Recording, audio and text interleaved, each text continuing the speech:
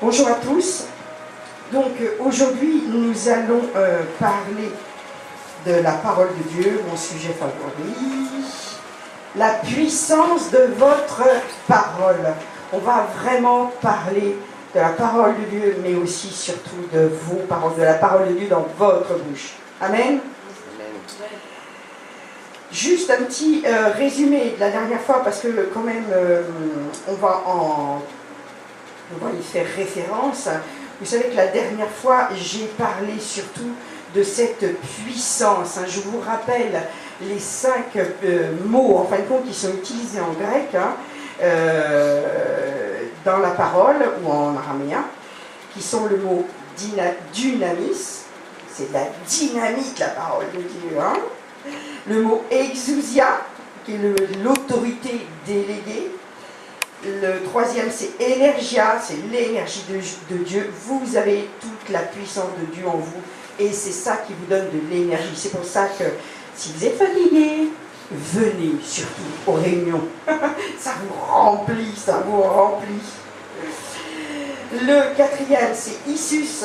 On va en parler aujourd'hui. Issus, c'est la force, c'est le travail en fonction de l'autorité de Dieu reçue.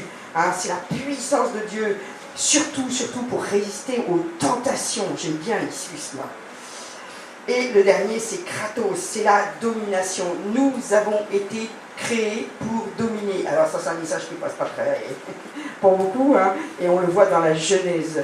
Dieu a créé Adam et Ève pour dominer sur tous les animaux, tous ceux qui se meuvent sur la terre et dans les eaux, et sur les végétaux, sur la terre entière. Et sur les puissances de l'air aussi. Et toute cette, tout ce que nous avons perdu par le péché d'Adam et Ève, nous l'avons regagné en Christ Jésus. Amen. C'était surtout ça que je voulais vous rappeler. Et aujourd'hui, donc, nous voyons la puissance de notre parole. Allez, nous commençons par Proverbe 18, verset 21. Merci Seigneur pour ta parole. Merci. Proverbe 18, verset 21. La mort et la vie sont au pouvoir de la langue. Je vous le lis dans la parole de vie, là. Non, le premier, c'est dans la NBS. La mort et la vie sont au pouvoir de la langue. Celui qui l'aime en mange le fruit. Et dans la parole de vie, il est écrit, les paroles, j'aime bien moi ça, les paroles peuvent donner la vie ou la mort. Les paroles peuvent donner la vie ou la mort. Tout ce que nous disons peuvent donner la vie ou la mort. Moi, ça me fait flipper, Ça me fait flipper, moi. Celui qui aime parler doit en accepter les conséquences. Nous avons vraiment, je pense à plusieurs choses en même temps, nous devons faire attention à ce que nous disons. Mercredi dernier, on parlait de ça justement. C'est très bien d'être quelqu'un qui parle beaucoup pour évangéliser. Mais si ce flot de parole n'est pas vraiment guidé par le Saint-Esprit, ça va devenir, au lieu de devenir des flots de vie, ça va devenir des flots de mort. Vous vous rendez compte la responsabilité que nous avons? Nous devons annoncer l'évangile et rien que l'évangile, rien de plus. Moi, je sais que ça m'a beaucoup marqué ces choses-là. Il y a vraiment un principe spirituel très puissant dans la parole de Dieu, en ce qui concerne les mots. Les mots que nous prononçons sont d'une importance vitale pour nos vies. Donc c'est pour ça qu'il faut être vraiment hyper vigilant. Et on ne le répétera jamais assez. Je vous en prie, examinez, je suis près d'avance, examinez ce que vous dites. Écoutez-vous. Si vous n'avez pas l'habitude de vous écouter, faites cet exercice régulièrement. Écoutez-vous ou demandez à quelqu'un d'être votre un petit peu garde-fou, dire si je dis quelque chose qui est contre la parole de Dieu, attention, tu me le dis. Et les paroles ont une conséquence, bonne ou mauvaise. Dieu nous a créés avec ce libre choix. C'est nous qui décidons. Il y en a qui disent, ah oui, mais moi je ne peux pas m'en empêcher. C'est faux. complètement faux. S'il y a bien une chose que tu dois dominer, justement, c'est ce que tu dis, c'est ce que tu penses, c'est ce que tu fais. Et heureusement, parce que on serait tous des meurtriers avec des... non, c'est vrai. Aucune autre créature ne se choisit. Aucune autre. Même les anges n'ont pas le choix. Ils n'ont pas le choix. Ils ne font et ils ne disent que ce que Dieu leur dit de dire ou de faire. Même les démons n'ont pas le choix. Les anges déchus n'ont pas le choix. Ils ne font que ce qui est dans leur nature. Ils ne peuvent rien faire d'autre. Ils ne peuvent pas, comme on nous présente dans certains films, faire le bien. C'est impossible pour eux. Ils ne font que le mal. Ils ont choisi. Et ce choix a été définitif. Ils ont choisi le mal. Ils ont choisi de suivre Satan, Lucifer. Eh bien, voilà. Leur choix a été unique ce jour-là. Dieu dit. 10 fois dans la Genèse, il est écrit Dieu dit. Et à chaque fois que Dieu parlait, l'Esprit Saint bougeait et accomplissait la parole de Dieu. Nous avons la même chose.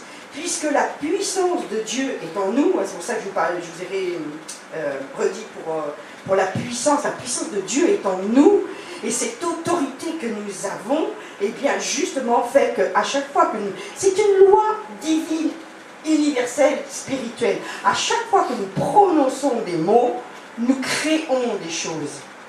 Dieu nous a donné cette puissance. J'aime pas le mot pouvoir, mais c'est un pouvoir. Il est bien que dit que nous avons des pouvoirs. Dieu nous a donné ça à la création et nous l'avons maintenant que nous avons donné notre vie à Jésus. Le pouvoir du péché est effacé en nous. Nous avons la même chose qu'il avait donné à Adam et Ève. Amen. Il est écrit, j'aime bien, il est écrit. Ça a changé. C'est étrange comme ce message, quand je l'ai travaillé, a changé ma façon de prier. C'est vraiment quelque chose de vraiment étrange. Dans Hébreux 1, verset 3a, juste le début du verset, alors toujours dans la NBS, Nouvelle Bible seconde NBS, Hébreux 1, verset 3, ce fils qui est le rayonnement de sa gloire, Jésus est le rayonnement de la gloire de Dieu, du Père. Il est le rayonnement de la gloire et l'expression de sa réalité même. Il soutient tout par sa parole puissante.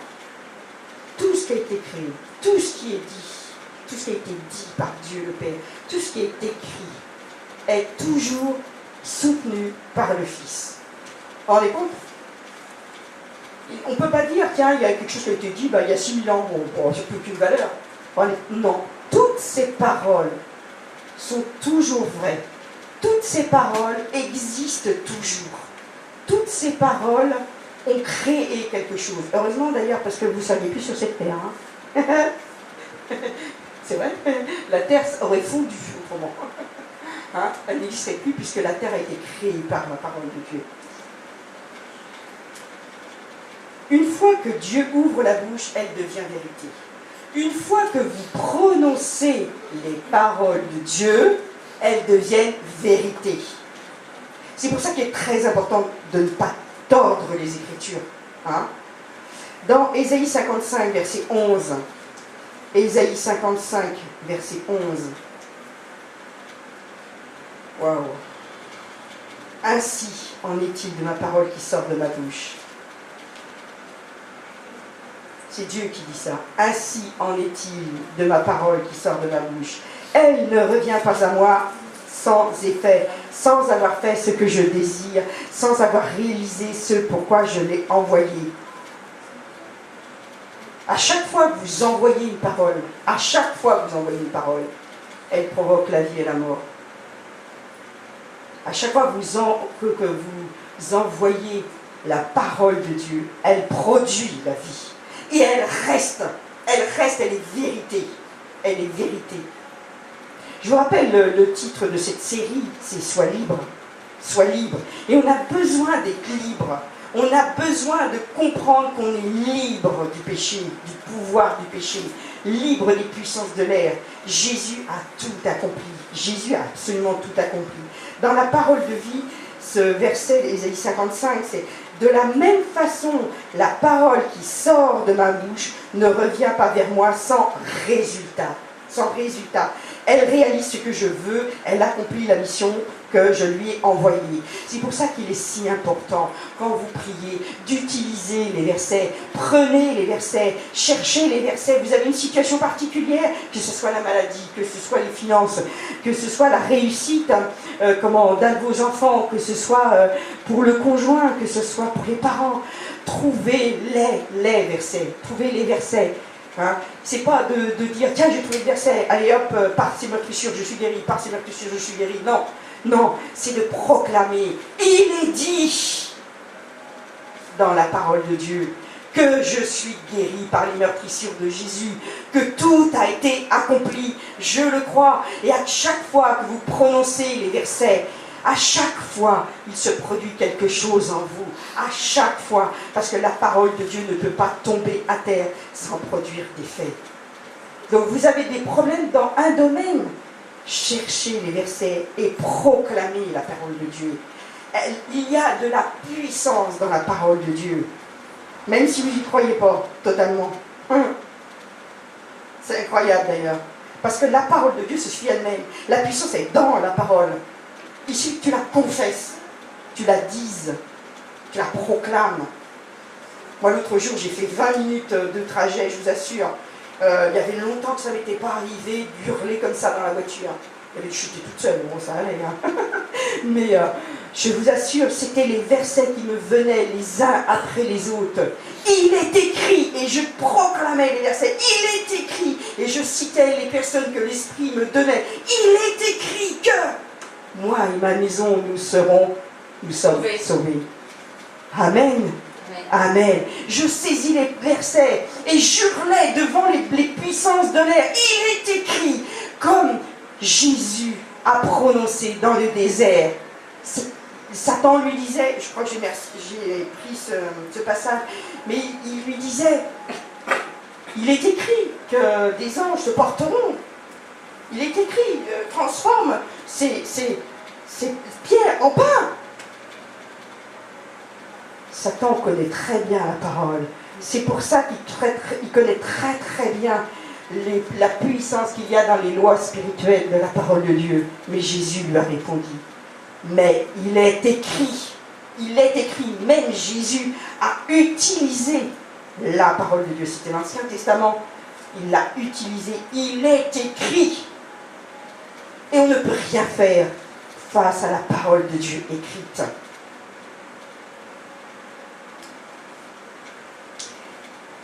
La parole de Dieu est une arme offensive. Vous devez l'utiliser. Elle fait partie des armes du chrétien hein, dans Éphésiens. Vous savez, dans Éphésiens 6. Éphésiens 6. Moi, j'ai noté juste le verset 17, mais vous avez toutes les armes là. Hein. Éphésiens 6, verset 17, il dit « Prenez aussi le casque du salut et l'épée de l'esprit qui est la parole de Dieu. » Comment peut-on être des soldats?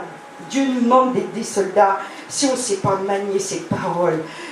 Oui, je peux le dire parce que c'est biblique ce terme-là. Je vous en conjure, plongez vos regards dans la parole de Dieu. Cherchez les versets. Appropriez-vous ces versets et proclamez-les. Exercez-vous, surtout quand il n'y a pas de bataille spirituelle. Exercez-vous dans les moments calmes à proclamer la parole de Dieu. Vous pouvez toujours proclamer la parole de Dieu en disant dans 1 Jean, j'ai plus non c'est pas 1 Jean, c'est 2 Jean. Prospère comme prospère l'état de ton âme. Utilisez les versets. La parole de Dieu nous a été donnée pour notre enseignement, et pour notre construction, pour notre édification. Elle nous a été donnée pour ça. Jésus, oui, Jésus est la parole manifestée. On disait, tout à l'heure dans les versets, oui, Jésus, on ne le voit pas, mais avec notre cœur, on le voit. Moi, il m'est arrivé d'avoir 3 visions dans ma vie, depuis 25 ans, 3 visions de Jésus, des visions vertes, hein. Je parle de visions vertes, je ne parle pas des songes, 3 visions vertes. Une à 12 ans, hein. Une quand j'ai vraiment compris et fait cette démarche de donner ma vie au Seigneur, et une dernièrement. Et je vous assure, c'est pas quelque chose qu'on doit rechercher, c'est quelque chose qui nous arrive. Dieu se montre pour nous fortifier, hein, et ça peut arriver à tout le monde. C'est pas quelque chose que j'ai recherché, c'est quelque chose qui est apparu. Et à chaque fois, ça a été des moments clés. À chaque fois, ça a été des moments clés. À chaque fois, ça a été un tournant précis dans ma vie. Et c'est vraiment quelque chose qui est confirmé. Jésus est la parole. Dans Jean 1,14, Jésus, la parole est devenue chair. Elle a fait sa demeure parmi nous. Et nous avons vu sa gloire, une gloire du Fils unique issu du Père. Elle était pleine de grâce et de vérité. Plus vous pratiquez la parole, plus vous vivez dans la parole, plus vous vivez dans la présence de Dieu, plus la parole de Dieu est efficace dans votre bouche. Ne dites pas « j'ai essayé, ça n'a pas marché ». Ne dites jamais ça. Ne dites jamais ça. La parole de Dieu ne s'essaye pas. La parole de Dieu se pratique. Hein, elle se pratique. Comme on a vu les dîmes tout à l'heure. Si je donne ma dîme, si je suis convaincu de donner la dîme et les offrandes, ça marche. Tu ne pourras pas dire le contraire, parce qu'il est écrit. Il est écrit. Allez chercher tous les versets sur la prospérité. Hein? Cette fausse croyance d'un chrétien pauvre. Waouh! Moi, quand j'ai découvert ça, moi j'étais bouleversée. Ça n'existe pas. Sinon, nous n'aurions pas pour père Abraham. Je suis désolée. Nous ne serions pas les descendants de Moïse, de Noé. Nous ne serions pas tous les descendants de... Pourquoi Dieu aurait... on est même les descendants de Job, hein? 2 fois plus. 2 fois plus riche. Pourquoi il aurait fait tout ça si ce n'était pas... La prospérité, c'est vraiment une bénédiction de Dieu. C'est pas parce que tu n'es pas dans la prospérité que tu n'es pas béni, non. C'est que tu n'es pas encore rentré pleinement dans la vision de Dieu dans ce domaine-là. C'est tout. C'est tout. Amen.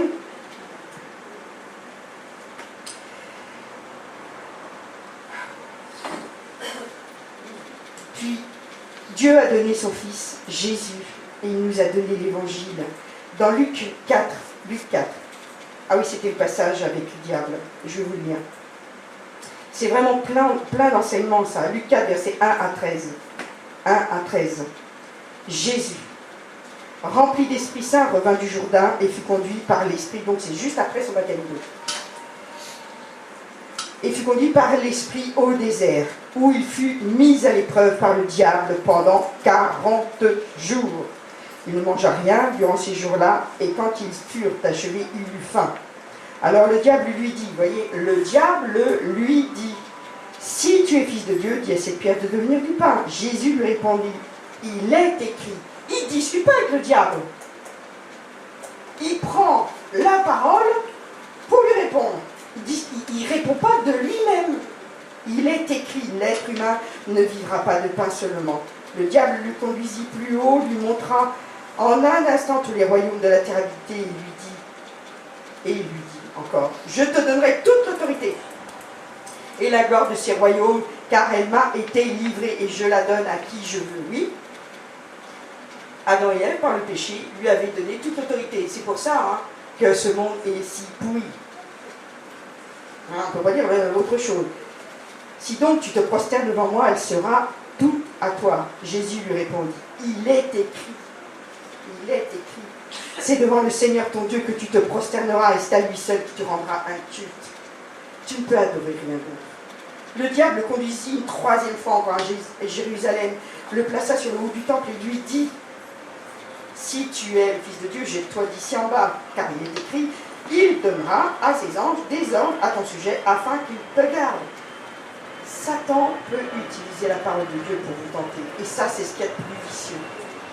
Soyez vigilants. Lui, il a d'expérience pour mentir et pour vous tromper. Jésus lui répondit, il est écrit, tu ne provoqueras pas le Seigneur ton Dieu. Après avoir achevé de le mettre à l'épreuve, le diable s'éloigna de lui pour un temps. Si tu réponds par la parole de Dieu, le diable s'en va. Le diable s'en va. Pour un temps, ça veut dire qu'il viendra à la charge avec autre chose. Et si toi, tu es planté dans la parole de Dieu, eh bien, il est écrit que tu seras un arbre. J'ai cette image sous les coups. Oh là, je vois tous comme des arbres. Vous savez, c'est écrit dans l'Apocalypse, ça. Des arbres dont les racines sont près du cours d'eau et qui donnent des fruits en tout temps, des fleurs qui sont resplendissants.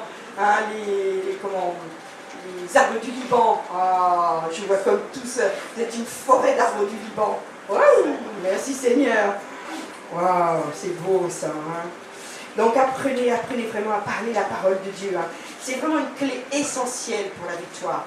Si vous ne maniez pas la parole de Dieu, vous allez vous faire avoir par vos sentiments, par vos émotions, par vos désirs, par les paroles de l'autre, hein, ces paroles insidieuses. Hein, puis pour vivre une vie aussi pleine de joie. Satan veut vraiment vous voler, il veut vous détruire, il veut emmener le plus d'âmes dans son enfer éternel. Il veut vraiment, il veut pas être tout seul, il ne sait pas qu'il sera tout seul. Il ne régnera pas sur un royaume, ah non, il sera tout seul, enfermé, tout seul, hein, pour l'éternité, une mort éternelle. Donc c'est pour ça qu'il ne peut rien faire, il est déjà vaincu. Il est déjà vaincu. Reprenez ce que Jésus a fait à la croix. Il est déjà vaincu. Jésus a dit, tout est accompli. Il ne peut pas y avoir plus. Jacques 3, verset 10-12. De par votre bouche, vous pouvez bénir ou vous pouvez maudire. Jacques 3, verset 10-12. Il est écrit, de la même bouche sortent la bénédiction et la malédiction. Il ne faut pas, mes frères et mes sœurs, qu'il en soit ainsi. La source fait-elle jaillir par le même orifice l'eau douce et l'eau amère? Mes frères, un figuier peut-il produire des olives ou une vigne des figues? Une source salée ne peut pas non plus produire de l'eau douce. C'est très clair. Si vous avez du sel pourri dans votre bouche, vous ne sortirez pas l'eau douce de la parole de Dieu. Donc, il faut ôter déjà tout ce qui est mauvais dans votre bouche.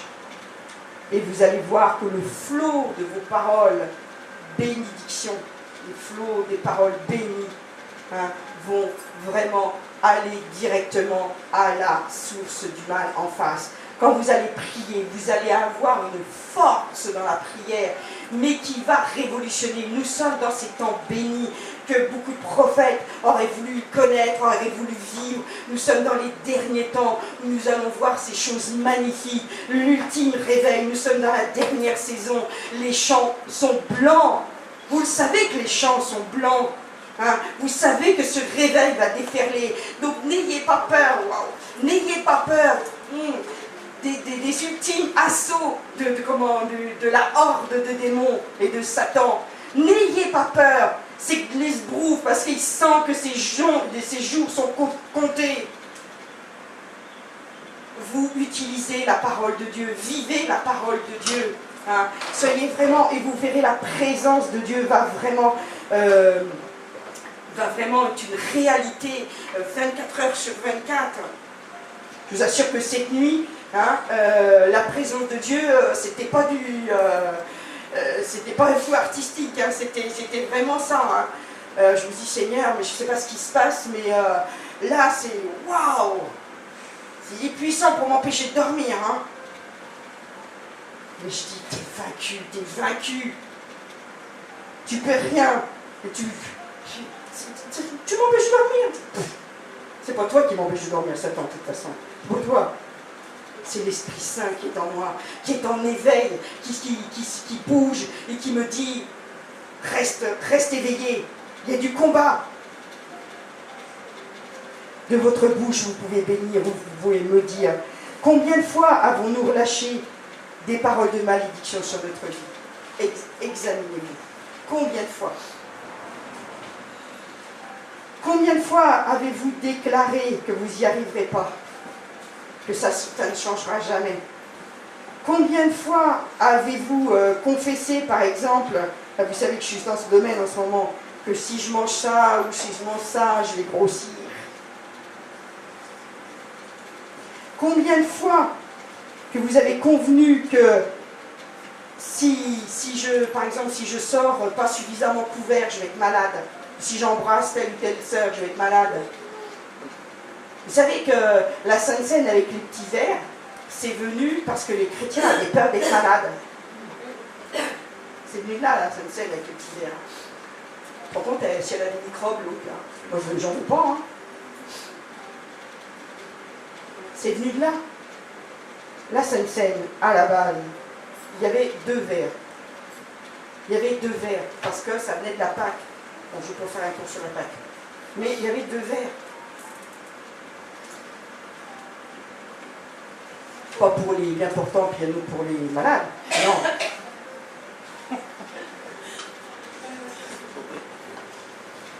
Non, il y avait une raison spirituelle. Dites-vous bien que votre vie est le résultat des paroles que vous prononcez. Vous n'allez plus oser dire quoi que ce soit.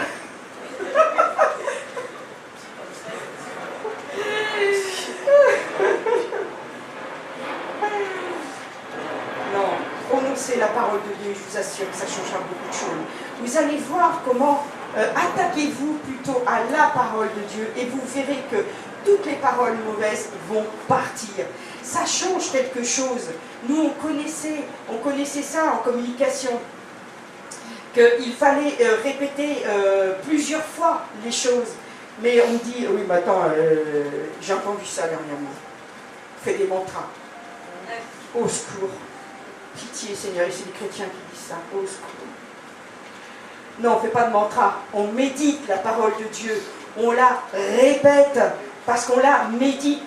Méditer, c'est vraiment répéter plusieurs fois, c'est se l'approprier, c'est que la parole de Dieu fait partie de nous. C'est le monde qui les a piqué ça. Les mantras, ça vient de la parole de Dieu. Ah oui, bah oui. C'est le monde qui a pris, qui a dit, oh tiens, si on répète plusieurs fois la même chose, ça fait que ça arrive. Eh oui, ça arrive. C'est une loi spirituelle. Mais nous, on répète la parole de Dieu et il y a une puissance dans la parole de Dieu. Et ça change tout. Amen. Waouh. Satan, c'est le menteur. C'est le menteur qui joue avec vos pensées. C'est le menteur. Oh, j'ai sauté un... Oh si, je vais le dire quand même. J'ai sauté un paragraphe. Votre langue, c'est vraiment le facteur décisif pour votre corps et pour vos émotions. C'est hyper important. Votre bouche, je ne répéterai jamais assez, a la puissance de changer votre situation face au travail, à vos relations, à vos santé. Ça, vraiment, parce que c'est comme ça que Dieu agit. C'est pour ça que c'est si important de prier à voix haute. C'est si important de lire la Bible à voix haute. C'est si important de chanter à voix haute. Ça vous paraît idiot? Non. Il y en a beaucoup qui chantent tout bas ou qui chantent dans leur tête. Donc tu sais, moi, ma joie, elle est dans ma tête. Hein. Regardez dans la parole de Dieu. C'est pas ça. Hein. C'est pas ce qui est écrit. Hein. Il est écrit. Chantez avec non, je ne vais pas crier. Avec allégresse, mais c'est marqué avec des cris de joie. Chantez vraiment des louanges. Hein. Reprenez les psaumes. N'oubliez pas, je vous en ai parlé la dernière fois, vous êtes le capitaine de votre navire. Si votre barre vous a échappé, arrimez-vous à votre barre. Hein. Au milieu de la tempête, on s'arrime à la barre. On s'attache. Vous avez déjà vu ces films avec le capitaine, il tient la barre, la roue, là, hein, il la tient et il est attaché avec des cordages. au milieu de la tempête pour aller là où on doit aller. Si tu traverses une tempête, n'oublie pas, Dieu est avec toi. Jésus a dit, mais qu'est-ce que vous craignez? Pourquoi avez-vous peur? La tempête, c'est rien du tout. Dégage, au nom de Jésus. Nous avons cette autorité. Vous avez l'autorité de Dieu en relâchant de votre bouche les paroles de vérité, qui sont des paroles de victoire, par exemple dans les disputes conjugales, dans les violences, souvent dans les disputes, c'est des violences verbales d'abord, hein, et psychologiques. Les mots ont un impact destructif. Il faut... Merci Seigneur. Les mots ont un impact destructif plus grand que la violence physique, je vous assure. On tue vraiment avec des mots. Dans les couples, c'est vraiment Satan qui utilise cette arme. Hein. Et les mots, une fois qu'ils sont prononcés, détruisent vraiment l'estime que nous avons nous. Et après, on a une fausse perception de nous. Que ce soit dans le travail, que ce soit dans les relations conjugales, que ce soit dans la famille. On a une fausse image de nous. Ça vient de Satan. Ça ne vient pas de Dieu. Si vous vous trouvez minable, ça vient de Satan. Dites-vous bien que ça vient de Satan. Je parle beaucoup de Satan ce matin, je ne sais pas pourquoi, j'en parle beaucoup, mais il faut le dénoncer, il faut le dénoncer. Ne laissez pas dire, oh, bah oui, c'est les faiblesses humaines. Oui, il y a les faiblesses humaines, c'est à nous de choisir, mais c'est à nous de choisir qui nous vont suivre. Par contre, si on vous répète que, par exemple, je vous donne des exemples, hein, que tout ce que vous touchez se transforme en or, si quelqu'un vous répète ça continuellement, eh bien vous réussirez. Ça, sans nul doute, vous réussirez. La réussite, c'est ça aussi. Donc, ce que vous connaissez, tu réussiras. Je sais que tu réussiras. Et tu réussiras. Je la bombarde en ce moment, je ne sais pas pourquoi, mais je la bombarde. Je sais qu'elle va réussir d'une façon exceptionnelle. C'est vraiment quelque chose que le Seigneur me remet à chaque fois que je te vois. Tu vas réussir d'une façon exceptionnelle. Et tu vas être vraiment un pilier, justement. Amen. Oh, merci Seigneur. Donc faites attention, il y a des mots qui détruisent et il y a des mots qui sont porteurs. Nous, les mères, les pères aussi, ont beaucoup... Les paroles des pères ont beaucoup d'impact sur les enfants. Hein, parce qu'il y a une autorité dans le père. Hein. Donc, soyez vigilants, vous les pères. Et si vous êtes un père ou une mère spirituelle aussi, ça a beaucoup d'impact aussi. Donc je vous disais, Satan est le menteur qui joue avec vos pensées. Dans Matthieu 12, versets 34-35, Matthieu 12, versets 34-35, Satan connaît très bien la puissance de Dieu, il connaît très bien cette puissance qu'il y a dans la parole chez l'être humain. Et c'est ça qu'il fait. Il utilise votre bouche, Matthieu 12, verset 34-35. Il utilise votre bouche pour créer des choses. Vous voyez comme il est rusé? Il se dit, attends, je vais lui faire dire ça. Hein? Je vais lui mettre, allez, une pensée, deux pensées, trois pensées, quatre pensées. Puis tout d'un coup, oh, on finit par sortir la pensée. Mais c'est pas possible, je vais jamais y arriver. Et boum, et c'est sorti. Satan, c'est comme ça qu'il s'infiltre. Une pensée, deux pensées, trois pensées, il sème. Et nous, sans nous en rendre compte, on ne sait pas possible de venir ça. C'est quelque chose qui... Il utilise les lois spirituelles. Matthieu 12. Vipère. Wow. Comment pourriez-vous dire de bonnes choses mauvais comme vous l'êtes? C'est Jésus qui parle. Car c'est de l'abondance du cœur que la bouche parle. L'homme bon, de son bon trésor, tire du bon. L'homme mauvais, de son mauvais trésor, tire du mauvais.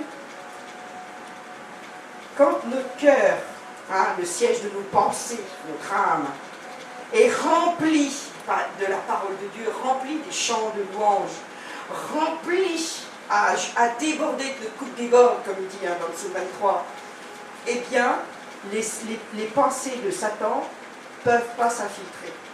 Dès qu'il y a des pensées mauvaises, tuez-les dans l'œuf. Non, c'est pas vrai, c'est faux, parce que Dieu dit. Il est écrit. Si votre cœur est plein de Dieu, et plein de la parole de Dieu, il ne peut sortir de votre bouche que des bonnes choses. On voit ça sur les enfants qui sont baignés dès leur jeune âge de paroles négatives. Ça produit des choses négatives. Après, moi j'ai eu beaucoup de personnes qui étaient en dépression et tout ça, et je faisais beaucoup d'écoute. Et les personnes me racontaient quoi? Leur enfance. Ah bah oui, mais tu sais, on m'a toujours dit, on m'a toujours dit, on m'a toujours dit, on m'a toujours dit. Ne croyez pas ce que le monde dit. Ne croyez pas, brisez ces paroles. La parole de Dieu est dans votre cœur, elle doit y être en abondance. Et c'est la volonté de Dieu qu'elle soit dans votre bouche. C'est la volonté de Dieu. Vous le croyez? Oui. Amen, amen. Et c'est comme ça que votre destinée changera. N'essayez pas, pratiquez-le.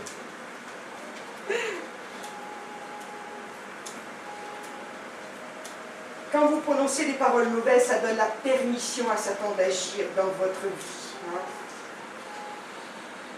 Et dès que vous arrêtez, Satan ne peut plus rien faire. Il est bloqué par la parole de Dieu. Il est vraiment mis à mort par l'épée de l'esprit. On a vu ça, par l'épée de l'esprit.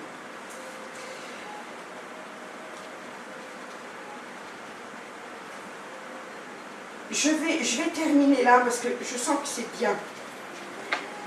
Je veux simplement vous donner la mise en application des principes. Je ne vais pas le mettre en diapo, je vais le mettre en diapo ça, mais c'est pas grave. Je préfère que vous notiez ça. Vraiment, je vous lance un défi. Mettez ce que je vais vous donner en pratique. Vous allez vraiment travailler la manière dont vous parlez de vous-même. C'est capital. Alors, premièrement, je vais vous laisser le temps de copier. Hein. Répétez quotidiennement à voix haute ce que Dieu dit. Ça, vous résumez ce que je vous ai dit. Je vous donne deux exemples. Dans le psaume 123, je suis une créature merveilleuse. Je suis une œuvre admirable. Et je le reconnais bien. Et je loue Dieu pour ça. Ou alors, Philippiens 4.4, c'est tout terrain ça. Souvenez-vous de cette référence, c'est 4.4. Hein? Philippiens 4.4. Je puis tout par celui qui nous fortifie.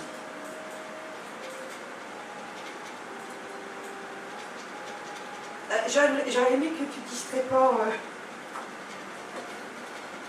Deuxième point. Faites une liste dans un domaine précis de toutes les paroles qui ont été prononcées sur vous. Faites cette liste. Prenez un domaine.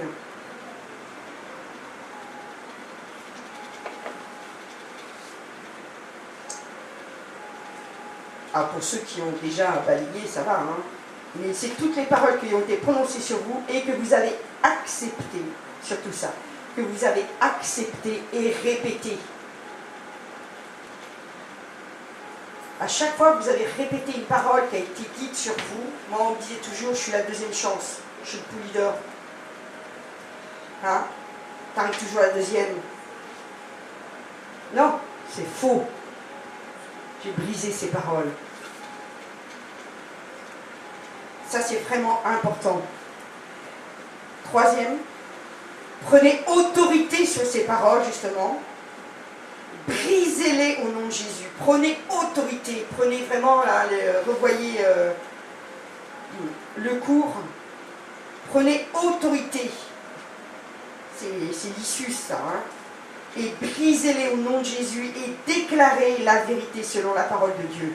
Il faut faire ces trois choses. Prendre autorité sur, je dis non à ces paroles. Je les brise au nom de Jésus et je déclare la vérité selon la parole de Dieu.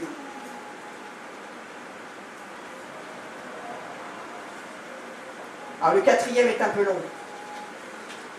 Notez en abrégé si vous voulez. Arrêtez-vous et examinez la façon dont vous parlez de vous-même. Examinez. Que vous parlez de votre corps, que vous parlez de votre âme. Mais c'est vraiment ça. Arrêtez-vous et examinez la façon dont vous parlez de vous-même. Prenez l'habitude de vous écouter. Écoutez vos propres paroles.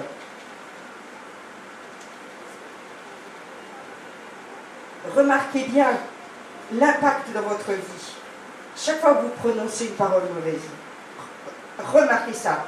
À chaque fois qu'il y a quelque chose, ça vous déprime, rehaussez votre estime personnelle par des vérités bibliques. C'est vraiment ce qu'il faut faire. Et je dirais, même si vous n'y croyez pas, à force de répéter la parole de Dieu, hein, la vérité de la parole de Dieu sur vous, vous finirez par le croire, hein, parce que la parole de Dieu est puissante. Et le cinquième, et dernier, si le diable vient vous tenter,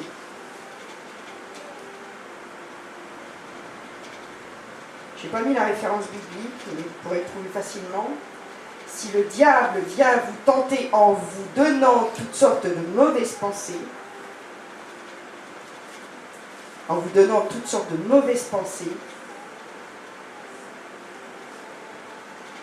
résistez-lui et arrêtez de vous faire voler. Résistez-lui. Faites de la résistance. Il n'y a pas, bon, c'est comme ça. Non. Résistez-lui et arrêtez de vous faire voler en confessant encore et encore la parole de Dieu. Amen. Amen.